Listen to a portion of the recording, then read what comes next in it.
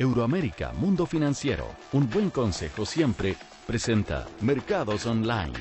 Hola, ¿cómo están? Muy buenas noches. Bienvenidos a nuestro programa. Partimos esta edición de Mercados Online hablando de la situación económica europea. Si bien no hay cifras consistentes, permanentes, que hablen de una recuperación, tanto de la Unión Europea como de la zona euro, sí, algunos analistas consultados por Bloomberg han afirmado y tienen mucho más optimismo en torno a la recuperación. No ha sido del todo, ya lo decía, robusta. De hecho, hoy día se entregaron los índices de producción industrial de ambas zonas y los dos se restringieron. Pero ¿qué pasa? Cerca del 40% de todos los analistas encuestados por el sitio de inversiones han sostenido que la economía de la zona euro está mejorando más de 4 veces el porcentaje de mayo, y señal de que la crisis de deuda de la región, que lleva 3 años y medio, está llegando a su fin. En momentos en que la confianza también aumenta en los Estados Unidos y Japón, el 40%, ya decía, opinó que la economía mundial se está fortaleciendo,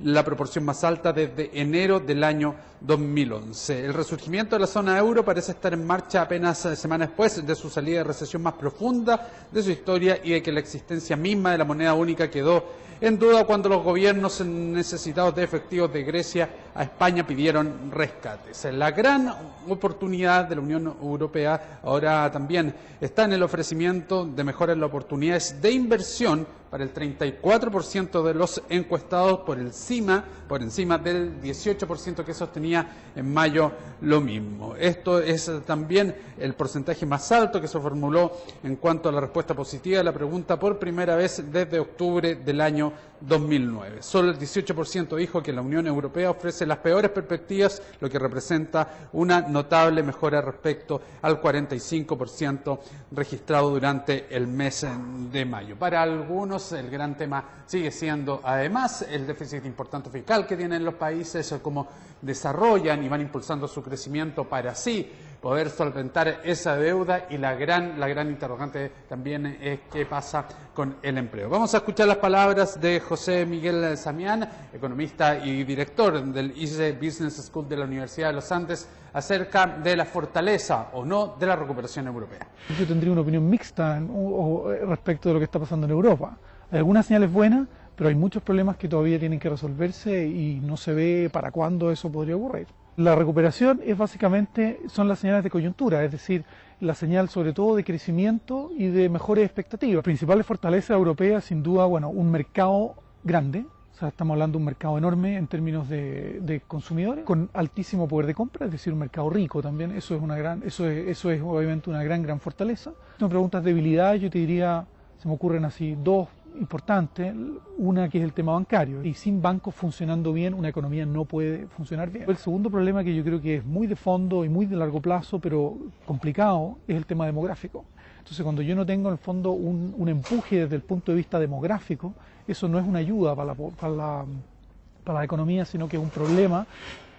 Los ámbitos de recuperación de las economías en Europa también ya han sido internalizadas por los mercados. Se dice siempre que estos se adelantan a posibles recuperaciones o a posibles expectativas positivas o negativas. En este caso ha sido la primera, donde las bolsas en Europa se han visto con saldos bastante positivos. También se da este optimismo en torno a la situación española e Italia, que evitaría la quiebra. Sin embargo, todavía hay atención en lo que pueda pasar en Grecia, sobre todo después de las elecciones alemanas. Es muy corto el tiempo para hablar de una recuperación. Efectivamente es así, y esto lo vamos a tener que esperar en un tiempo más, y no en un tiempo corto, para poder hablar en forma definitiva de una recuperación de la economía de los distintos países. Vamos a conocer otros hechos destacados de la jornada en nuestro siguiente resumen.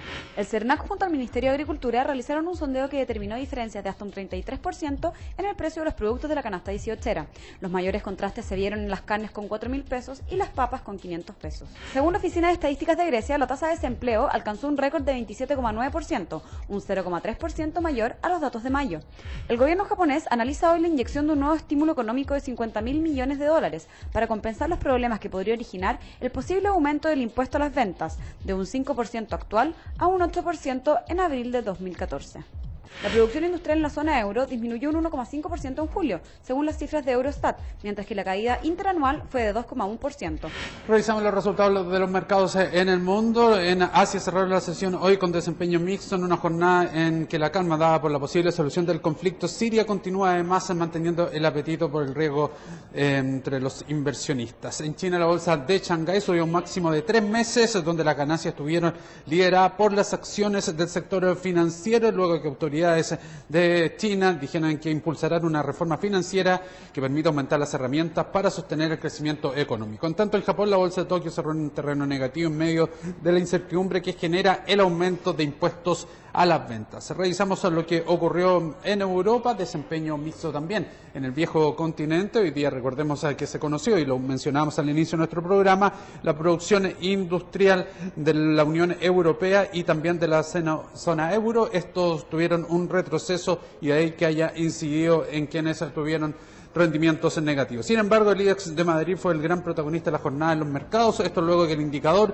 logró superar los máximos de casi 2 años gracias al incremento que obtuvo durante la jornada de hoy día. Revisamos los resultados de la bolsa local, decepcionante. La jornada para la bolsa chilena cayó 1,86%, terminando con los avances importantes que habían tenido durante la jornada anteriores y además el sector salmonero perdió más de 10%. Revisamos Estados Unidos, hoy día se conoció el dato de empleo, el mejor registrado desde el año 2009, sin embargo esto no fue suficiente para que Wall Street cayera en la recta final y el Dow Jones, su principal indicador, terminara con un retroceso de 0,17%, todo expectante también al tema de los estímulos para la economía americana. El dólar se mantuvo prácticamente plano, se pensaba que podía tener un incremento mayor ante el descenso importante del cobre de 1,67% y con una caída de una cotización de 3,19 centavos en la libra. ASEXMA hizo una encuesta entre sus empresas socias para ver en qué manera iban a celebrar el 18 de septiembre y cuáles iban a ser los incentivos que iban a tener esta compañía en relación a esta fecha. Vamos a ver algunas gráficas que dan como conclusión estas respuestas y vamos a ver primero la entrega de aguinaldo. Un 88,2% de las empresas entregará aguinaldo, no darán aguinaldo el 11,8%, es decir, prácticamente la mayoría, no la mayoría, es la mayoría de empresas que entrega este incentivo. Vamos a ver una segunda gráfica que nos va a decir cuál es el aguinaldo promedio que entregarán las empresas socias, 56.941, incentivo mayor al promedio, y en relación al incentivo menor al promedio, 26,7%. Esto cuando se habla de grandes empresas, se habla de menor al promedio. Vamos a ver otra lámina que nos indica el tipo de incentivo que entregarán las compañías, mayoritariamente también 86,7%, dinero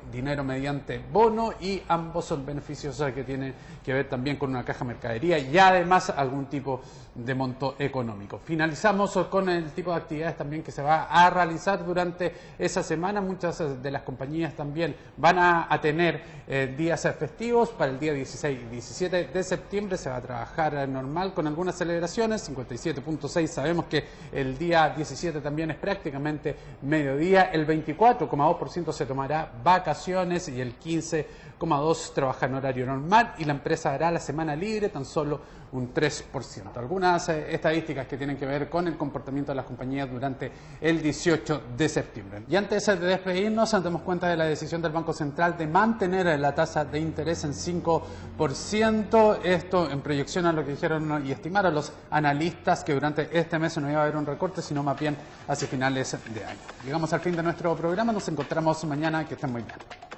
Euroamérica Mundo Financiero, un buen consejo siempre, presentó Mercados Online.